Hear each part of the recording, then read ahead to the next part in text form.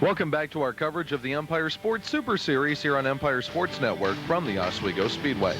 Now, Oswego has many outstanding drivers with outstanding reputations, but perhaps there was no one driver greater than the legendary Jim Shampine, for whom the Jim Shampine Memorial is so appropriately named.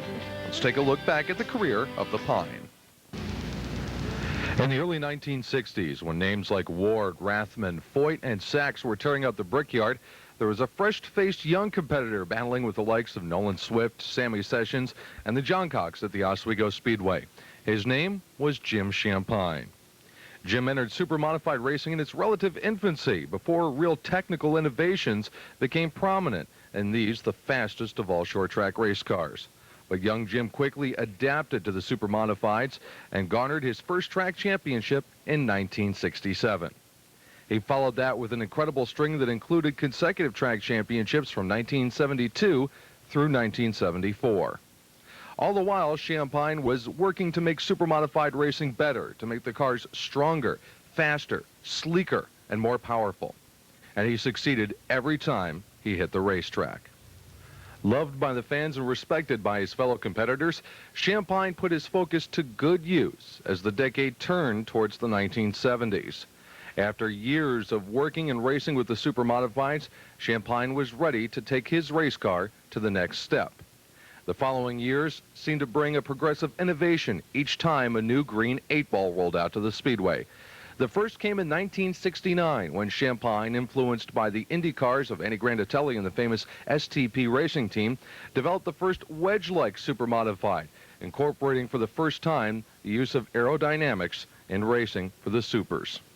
He continued to field his older race car, many times with Irish Jack Murphy behind the wheel, and it was not unusual to see these two cars running at the front of the field on a typical Oswego Saturday night. A few years later, Shampine raised the bar for super-modified racing once again, this time by developing the car that has become the blueprint for today's super-modifieds. Shampine, working with increased left side weight on his race car in 1976, developed what was known as the Radical Offset Super-Modified. A master fabricator, Shampine had built a race car with 18 inches of offset to the left side, with the engine literally hanging off the left side frame rail. It was a radical and revolutionary design that changed the future of super-modified racing as we know it.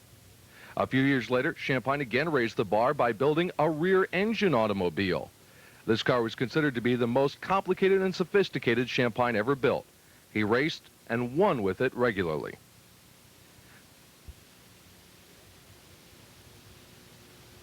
Perhaps the greatest moment in Jim Shampine's racing career came at the 1980 Budweiser International Classic.